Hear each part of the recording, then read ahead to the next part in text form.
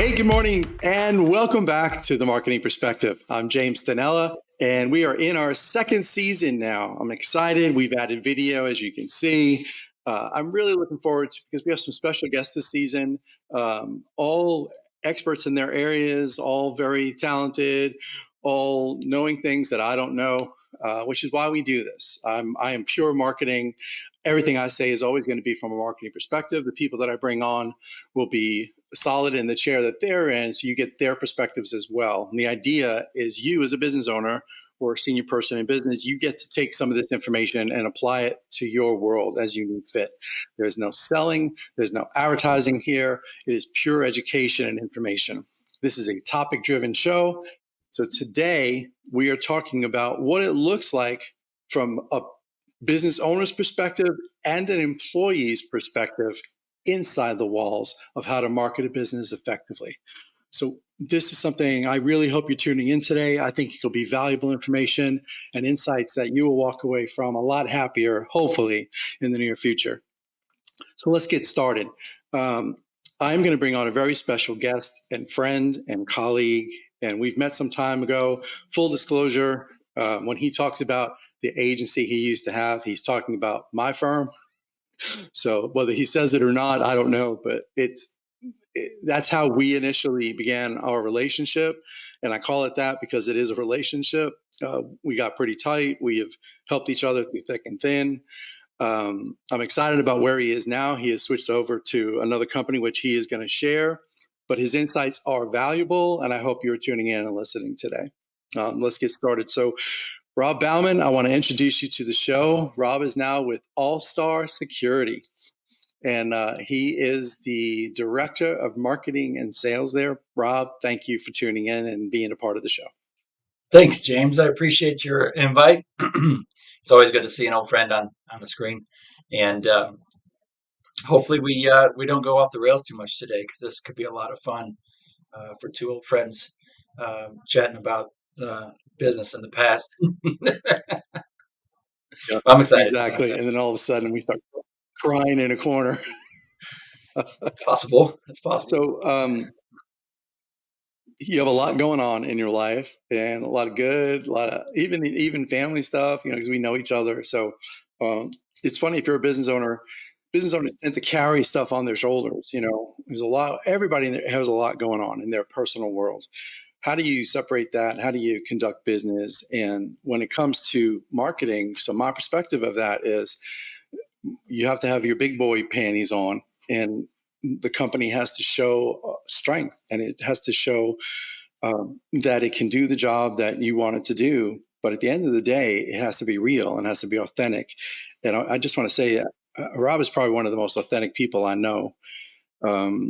And he shoots from the hip. So, Rob, I'm really excited that we're about to talk about this. And thank you very much for jumping in. So, why don't you? I'm going to shut up, and I'd like you just give us a little exposition. Tell us where you came from, if you want to tell us how it started, so we understand your head and the journey a little bit. Just give us the bullets here and there, and then we can dive in. Yeah, well, I was in construction for most of my life in some trade form for approximately 25 years.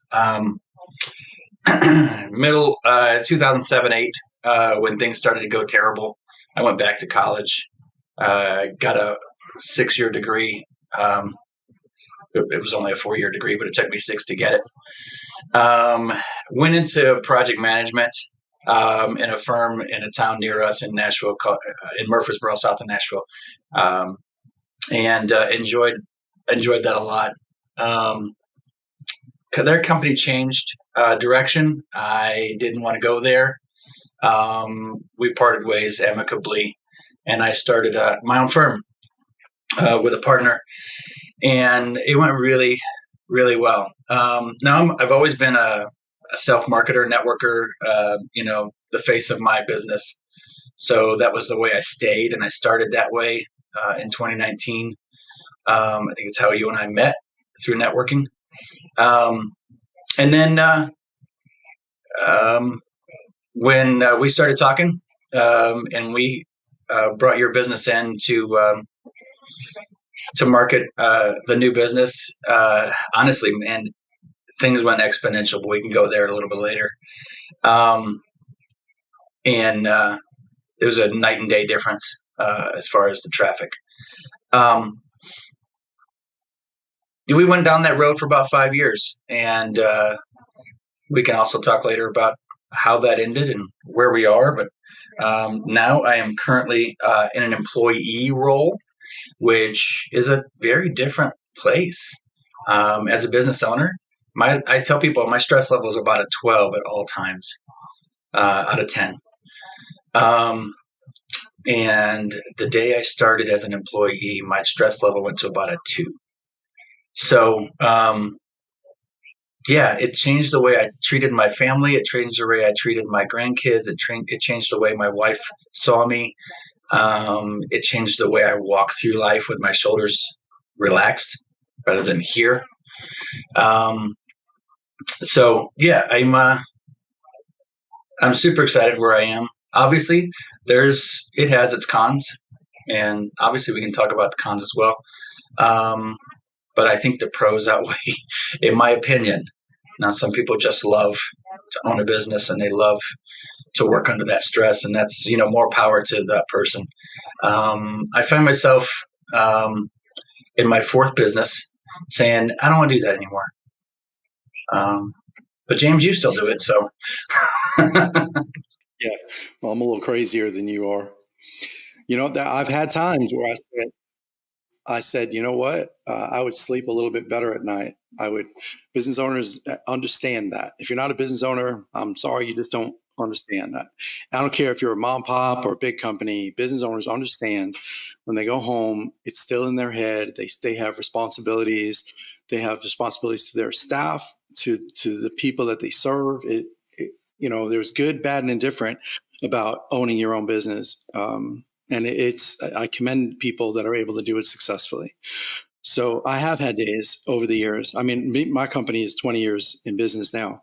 And I have had times where I was like, you know what? My life would be so much easier if I just go back and work. I made more money. I had less stress. I slept really well at night. So I get it. I totally understand. Well, that's not why we're here today. We're here. I really want to give insights to people, uh, good, bad, and indifferent, when it comes to marketing their own business. So let's get back to you're as a business owner, when you were handling the marketing yourself. Now, when I met Rob, Rob is not your average young business owner. Well, he's not young, but Hey, was that too much across the bow? That was too quick. let's just shot right across. Yeah, right. He had a natural gifting for marketing and sales. He's excellent at a high level, understanding human behavior. He understands how to develop relationship. He understands how to present his offering, and it's just a matter of honing and polishing and some of the strategies behind that. But he was way further ahead than a lot of companies that I meet. So I want to give him that right out of the gate. So in the beginning, you were doing all that yourself. Start with that. Talk about when you were doing your own marketing, when your company first got going, what were the pros, what were the cons, and then maybe even some of the successes and failures there. Sure. Yeah, I think some of the things that I didn't know before. I did do a lot of marketing, and I actually love marketing. It's one of my favorite things in the world. If James, you ever need somebody, just holler at your boy, and I'll come work for you. But With me, and believe me, when you were in transition, in the back of my mind, I was like, "Can I afford Rob?" I wasn't kidding. Yeah, you never asked, but it was in my mind. I didn't. But yeah, no, I love marketing. It's one of my favorite things. I love the creation part of it. I love, you know, creating things. And one of the things that I did, even working for another firm, we had to market our own work. So we had to bring in our own leads and we had to generate our own leads. So I did a lot of social media, obviously. And it was a lot of, on social media, I would use a lot of third person, or I would use a lot of we group, us terms, as a team, building a team around myself. Although most of the time it was just me being the responsible party, but I would always make myself look bigger. That was one of my tricks.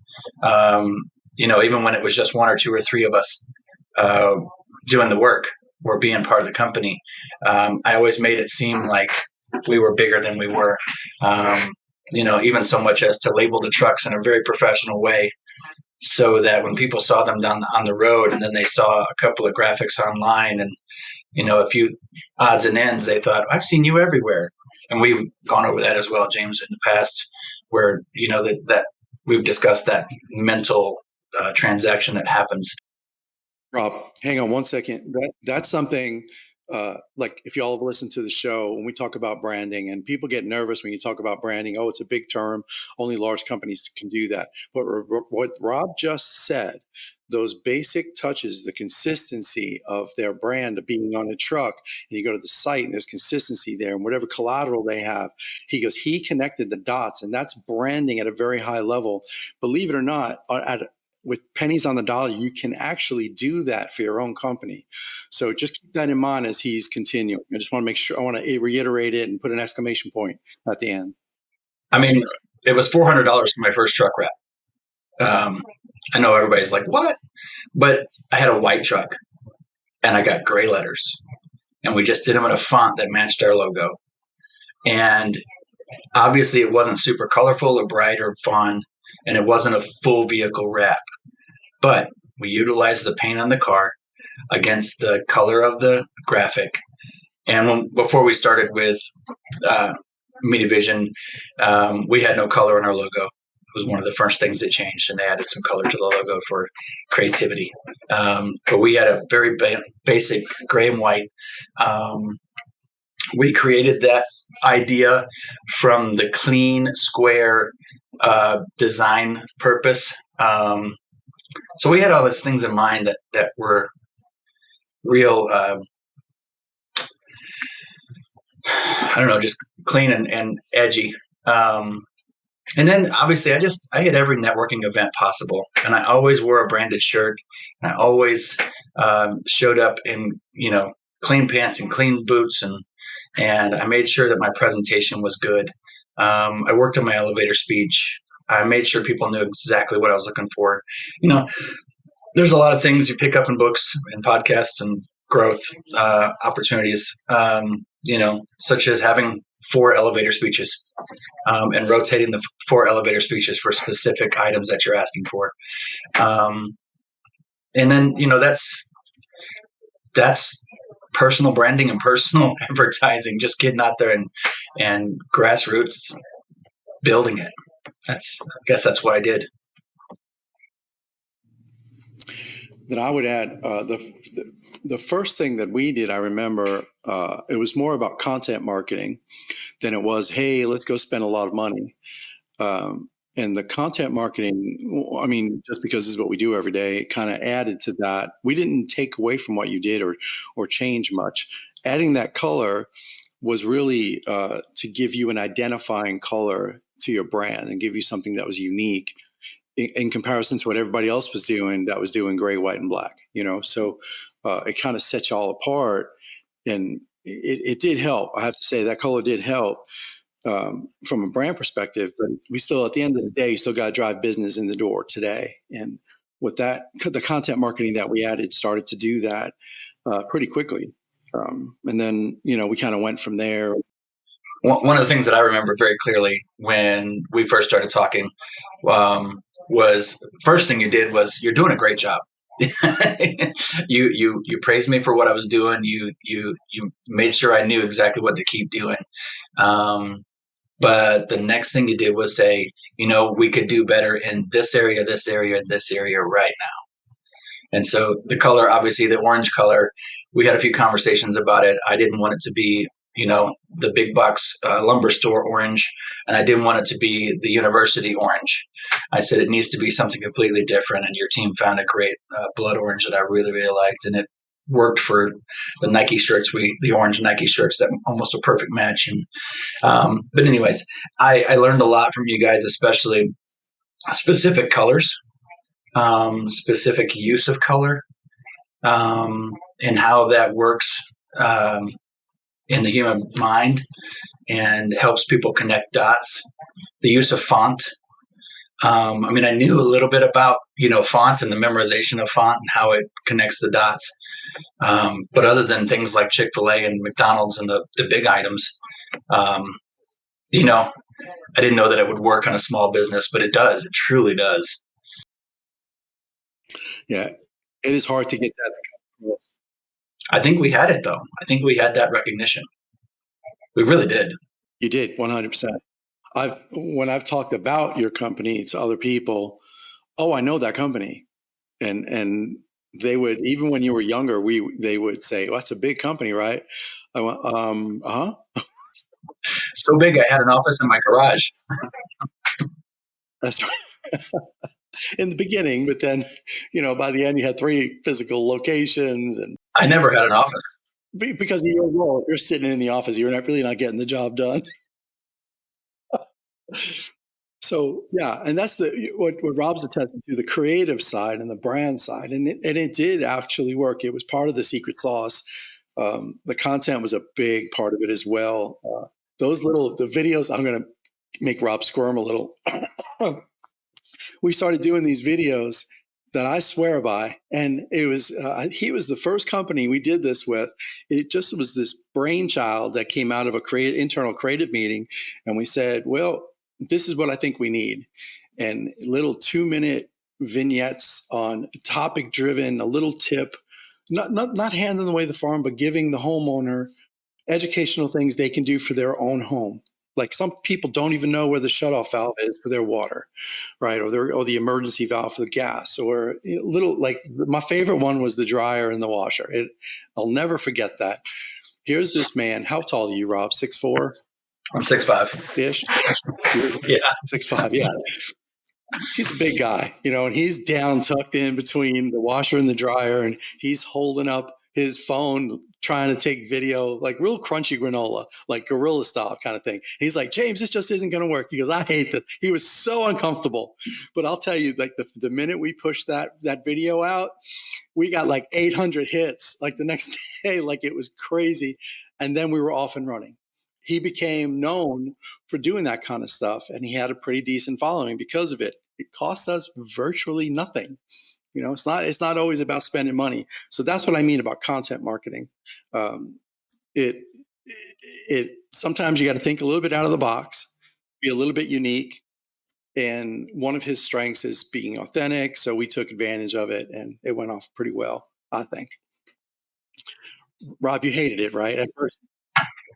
Well, I did hate it. I hated doing the video work and the work itself. It was really difficult. I think one of the benefits I had is I had been on a couple of television shows doing home improvements, and I saw them do it over and over and over again.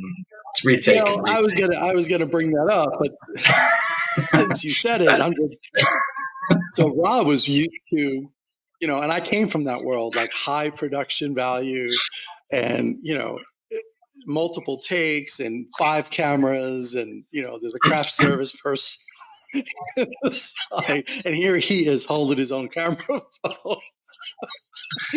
He's like, James, what are you thinking here? Like, Yeah, this this is is gonna crazy. suck. Yeah. And I'm happy, like, when it comes down to clients, if they want to bring in crews, the bigger the better. The more money a client spends, the more money an agency makes. Sure, go ahead, spend the money. And Yeah. I'm the one on the other side of the table saying, don't spend that money, let's do it like this. So it was an interesting dichotomy, that it was reversed, and you wanted bigger and more, and I'm like saying less, but usually I was the one saying, no, it's got to be bigger. And we It was. eventually found our balance between us, and it went off very well. So again, if you're listening, it's not always about spending more. Sometimes, if you can be smart about it, and use the tools that you have at your disposal, you can get the same things done much more cost effectively and still get the result that you're trying to get to grow your business. So that, I have to say, that has to be one of my Agreed. favorite interactions with the company over the years, is that time frame between you and I. I had the most fun trying to talk you down from the tree. Like, where's the lights, James? I'm like, you're it.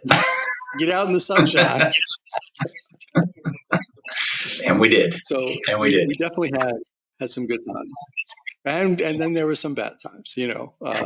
the company did have its downturn. Had nothing to do with its marketing, just for the record. Had nothing to do with anything, any inability. I'm just going to summarize it. And it was a financial situation that occurred internally, and things happen. And Yeah. it went really horribly. Yeah, there's other videos out there So online that explain that. yeah, if y'all want to, I don't want to park there because I don't think that's the point of this. But I bring it up because I will personally say that Rob's company was probably my favorite experience since I've been in Nashville. And I saw the successes. I saw how we were able to do things without spending a lot of money. I mean, he had a budget, and little by little that budget grew because he started growing as a much bigger company. It was going perfect. He was my jewel, my case study of case studies, and to see it go away personally affected me emotionally. I mean, I know it affected Rob. We had we gotten together more, we would have drank very heavily, I have a feeling. So why am I bringing that up? Because if you're a business owner, it's not, business isn't personal, right? It's just business, but it's more than business. It is a part of you. It becomes a part of who you are, and it's like your baby in a sense. It's a family member. The entity becomes this living, breathing thing, and your responsibilities grow. And it's almost like you're a father and you have children, and all of a sudden your life changes. It's the same thing when you own a business. So it does get personal. It feels personal. Get a coach. I highly recommend have a business coach that can navigate you, or put people around you that are experts in their field. Can I interrupt you just for a second, James?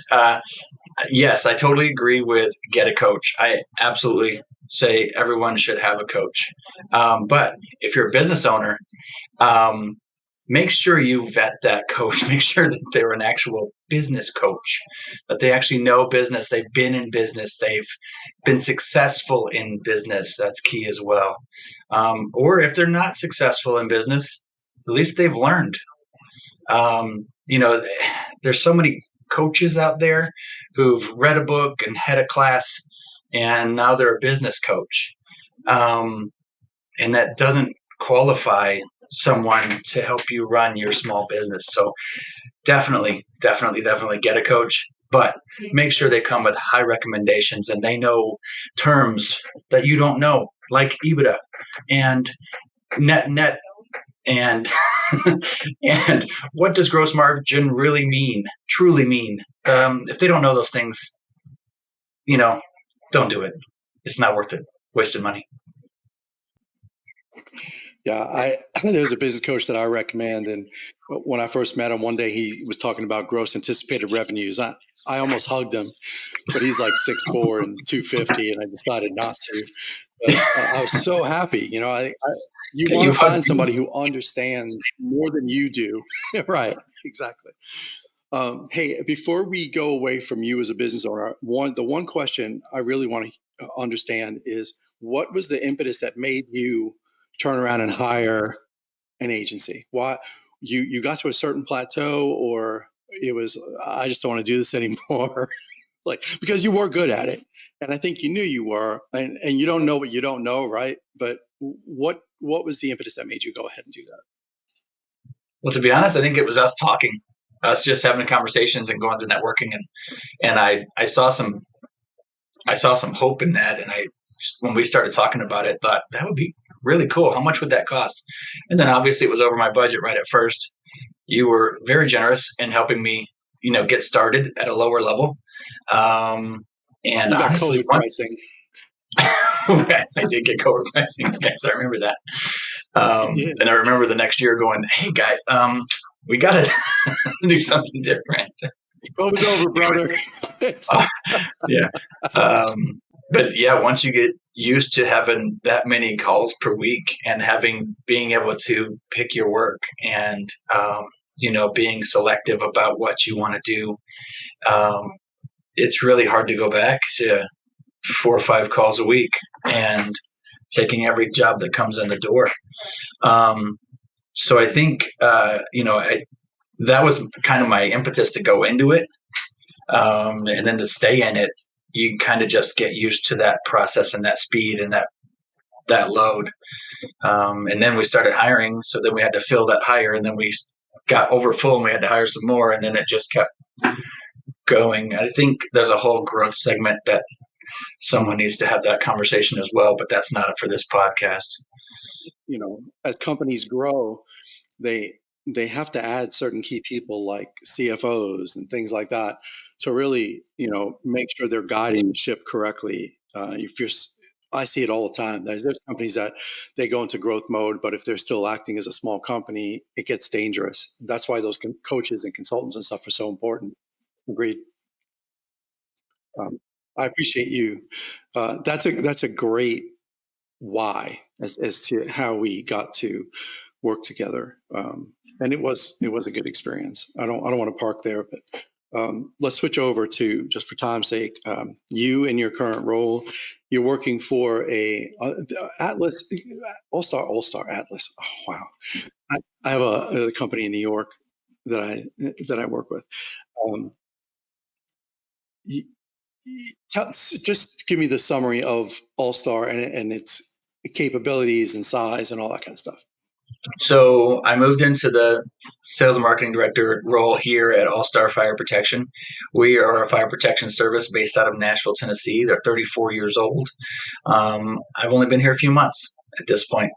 And I was brought here to help develop and train and grow a sales team in the 4 markets that they owned, which were Nashville, Knoxville, Chattanooga, and Bowling Green, Kentucky.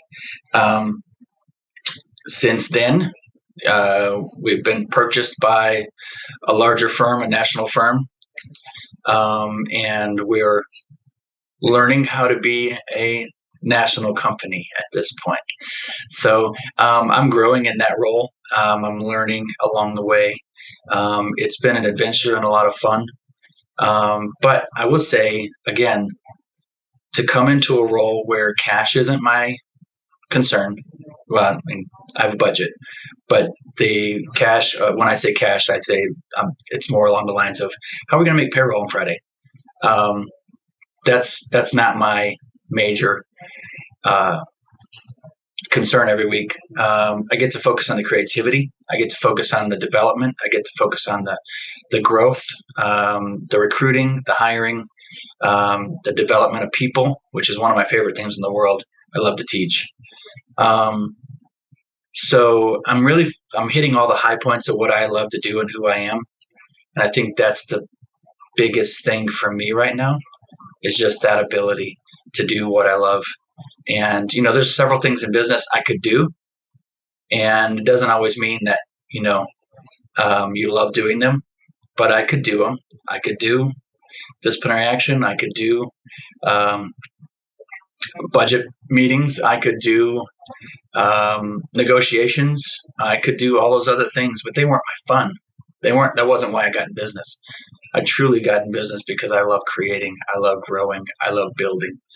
Um, so I'm in a construction business. It is commercial construction. We do fire protection. We do inspections and service work, and we do full installation. We're working on towers, and we're working on flat land, and we're working on brand new builds, and we're working on mom and pop florists.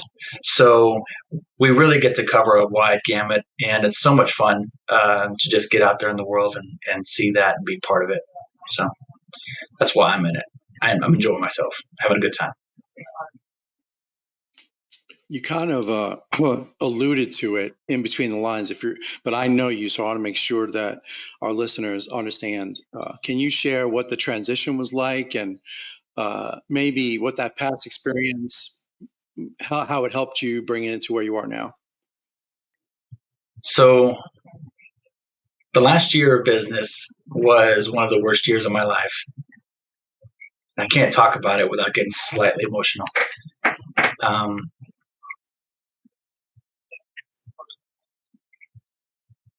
so when it came to an end and all the money was gone and We were unable to pay our bills, and we were unable to truly close it in a healthy way. Um, it was a full collapse.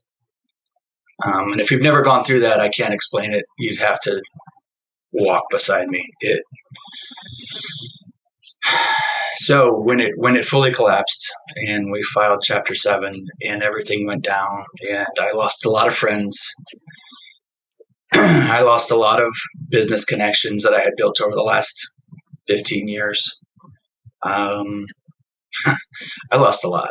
Um, I won't take away from the people that were affected by it because they lost as well. And there's not enough apologizing for that to be fixed. I can't do it. It's been proven I can't offer it enough. Um, my partner and I did try to start a new business and keep going because it was what we knew and we had to keep going. That was a complete mistake. What we should have done was taken some time to heal and recoil a little bit. Take time off would have been a great idea. But we were also in the middle of some things that we had to close up and we didn't know how. We truly didn't know how. And honestly, as many people that were around me, I don't think anybody really knew how to tell me to manage that moment. So we spent 30, 45 days, something like that, trying to continue to do business. We shouldn't have, but we did. And when it finally came to the place where we both learned this isn't going to work, and I just went to my partner and said, if we're going to stay in this industry, we can't do it together because it can't afford both of us. And I'm going to bow out. And he agreed, and he went and continued to do work as a smaller business. I basically told myself I'm taking 2 months off. I'm going to lick my wounds and find some healing, and just separate myself. I put the word out to some networking friends from a group we all were part of in C12. And I just said, hey, guys, I'm going to take some time off, but I'm putting myself on the market. I'm going to be an employee. I'm going to reach out to some folks. If you don't mind, share my name. Here are the things that I'd love to do. And basically named everything I'm doing right now. And a friend of mine, Casey, who was an owner here at All Star, said, I would absolutely refer you, and I appreciate you reaching out to me. He said, but can we have lunch? And absolutely. I don't have a job. Let's have lunch. And so we sat down. He said, I really need somebody for this role. Really need somebody for this role right now. We could really use some improved sales force in our company. We could really use you to kind of develop this department. And so I jumped on it. Honestly, the pay didn't matter. I just wanted to do something. And it's been absolutely some of the most fun I've had in business. Simply because I get to do everything I love. I'm in my wheelhouse. Everything that's not in my wheelhouse has been taken away, and the responsibility is not asked. But I'm also included in a lot of high-level meetings and a lot of fun growth opportunities where I learn things, and I learn from other executives who, I just learned by being in the room. So it's been a fun experience so far. Well, while I'm sad about the first part of how I know you, I'm really happy for you because it seems I can attest to that. You're in a better place and life's a little bit easier and you're having a heck of a lot more fun doing what you're kind of meant to do.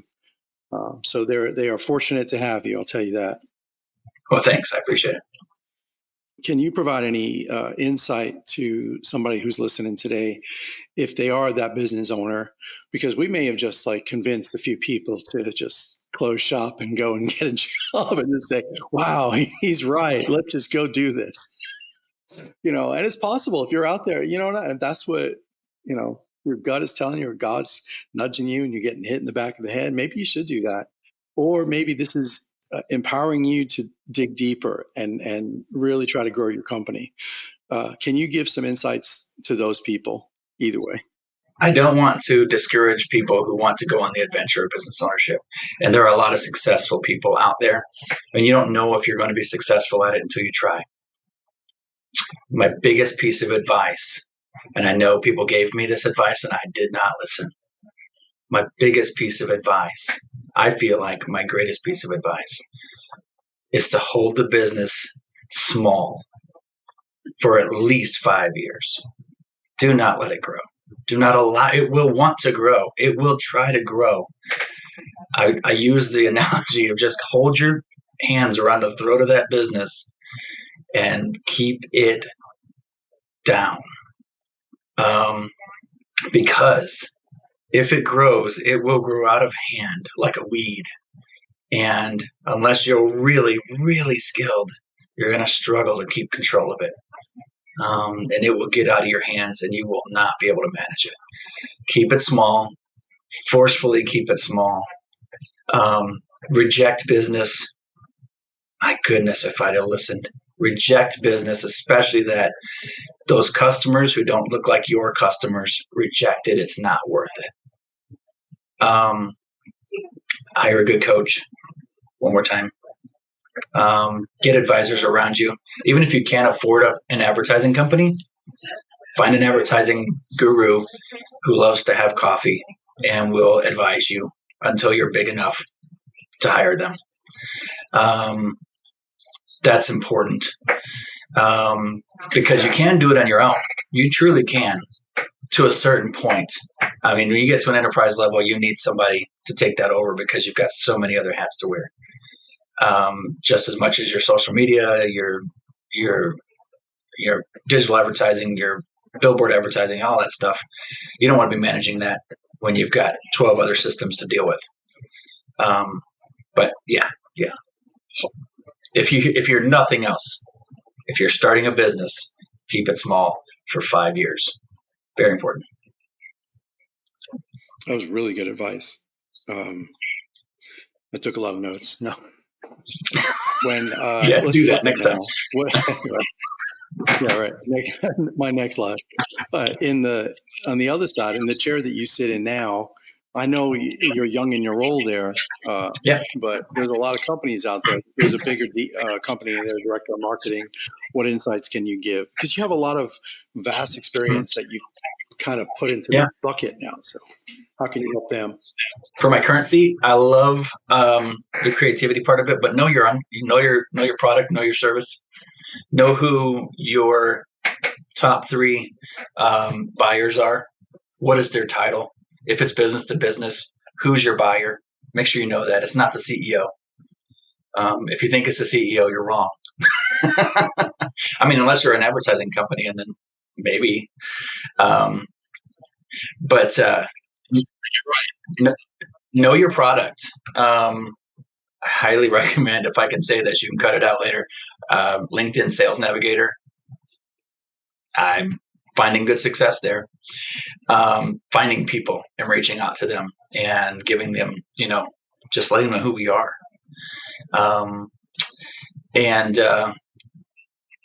If you know your top 3 buyers, who they are, and you know the industries that you're targeting, and we target all industries, we kind of just rotate them as we cycle through our marketing. So we'll rotate between senior living and schools and industrial and manufacturing and just keep rolling them through our marketing plan. Have a marketing plan. That's important. Develop a plan for a minimum of 6 months, if not 12. That way you know what you're doing in the spring, fall, summer, winter. Who are your targets in the winter? It's our market. We have a lot of freeze ups. So in the wintertime, we're targeting those businesses that are affected by freezes so that they know our name. So that marketing plan is important. Knowing who your people are and knowing what businesses you're targeting, I think are probably 3 of my top pieces of advice. That's really good information. The marketing plan part, I had a tear in my eye because I cannot, if I had a dollar for every company I've met that doesn't have a plan, So I the would only not company that be ever so gave me pleased.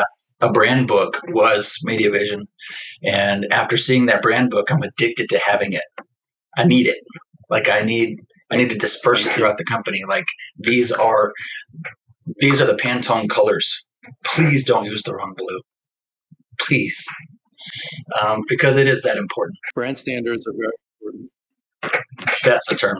See, you know the terms. I'm just Well, I've been doing it for a few years.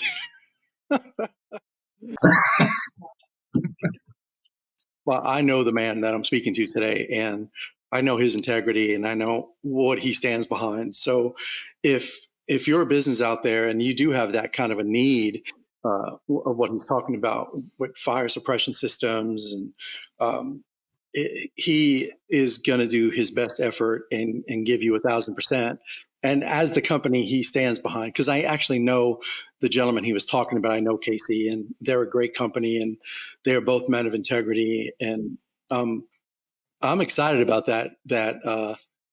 You're putting people like that in the same room, good things are going to happen. So if you have a need, reach out to Rob. If you're in the markets that he talked about, I'm fairly certain, at least let them be one of the three conversations that you have when you're making an educated decision. And I 100% believe that you will not do wrong by that. So Rob, if they want to contact you, yeah. So if you want to reach out to our Nashville number, it is 615-865-5600 or allstarfireprotection.com. Reach out through our chat there. And if you want to reach me directly, 615-431-3760. Be happy to chat if you want to talk through fire protection or any other services that we offer. Remember, every building that is functioning legally has to have a fire extinguisher, and they have to be inspected every year. So happy to do so. thank you for that, Rob. So just to close us out today, we went in different directions, which I knew we were going to. Um, but if you're listening today, understand that. So we were talking about marketing in a sense, but marketing is a lot more than just advertising and even pure marketing. It's the culture inside the walls. It's the people. It's the decisions you make. It's the circle that you surround yourself with of a brain trust smarter than you to make a company better and stronger. When it comes down to a company that can have sustainable growth over time, that's what was talked about today, and I hope you took something out of it. Feel free to reach out to either one of us if you have a question. If you wanted to share something, we love that, seriously, and happy to help. And I am, by the way, that guy that will have coffee with pretty much anybody and help their marketing effort in an hour or 2 hour conversation, because I believe it's important. Like Rob's the same kind of person. It's about educating others to do their best, to be their best, and to give them our best. So find people like that are willing to be in your circle, and you'll see differences in your business over time. So Rob, thank you so much for taking the time today. I know you have been traveling a lot. We follow each other on social media, and Rob's in Bowling Green, Rob's in Chattanooga, and sometimes in the same day. Yeah, He's running around, but it seems like you are having so much fun and just loving life. And I I am. can say that you are happier now. If you're a business owner, don't go out and sell your business tomorrow. Just hold on. Just think about it. You know, uh, there's pros and cons of both. Understand that, and that was part of what today was about. Uh, Rob, if you want to close us out, anything else you want to share? Yeah, call me if you want to have coffee and talk about how not to fail your business. I'll be happy to help you. Um, I love coffee, and I don't mind I don't mind sharing my mistakes. I think I think it's better to learn from other people's mistakes than to make them yourself. It's so much better. I've learned a bad lesson in my older age. So thank you. I appreciate the time, James. It's always fun. I was looking forward to this. I had no idea which direction it would go. Yeah, me neither. I knew I had a guideline. I knew the things I wanted to talk about, but I know us. So, and some our offline conversations go like this too. So, this is about as genuine as you're going to get. So, thank you very much, Rob. I appreciate you being here. Say hi to Casey for me. I will. I will. So, last thing, thank you again today, listeners. You're listening to The Marketing Perspective. I am James Stanella. I do own Media Vision Advertising. You're welcome to reach out if you have a question, even if it's a topic that you don't think we can talk about. We can. It's okay. My firm also does PR. If you've gone through issues behind closed doors, I know we're navigating some new territory right now with what's going on in the world. I'll give you my last little nugget today is if you're still doing your marketing effort the same as you did yesterday, it's probably a mistake. There's some things occurring. Marketing needs to stay live and adjust, and your marketing plan has to continually evolve based on what's going on. If you just set it and forget it, I promise it will be unsuccessful. So keep your eyes open, head on a swivel, and we'll keep moving forward. Thank you again for being here. Remember to like, share, love on us, make comments. Please share the link of the podcast, however you listen to it, because we stream everywhere, and help continue to grow this podcast. Thank you very much for being a listener with us on The Marketing Perspective, and I'll see you next time. Have a great day.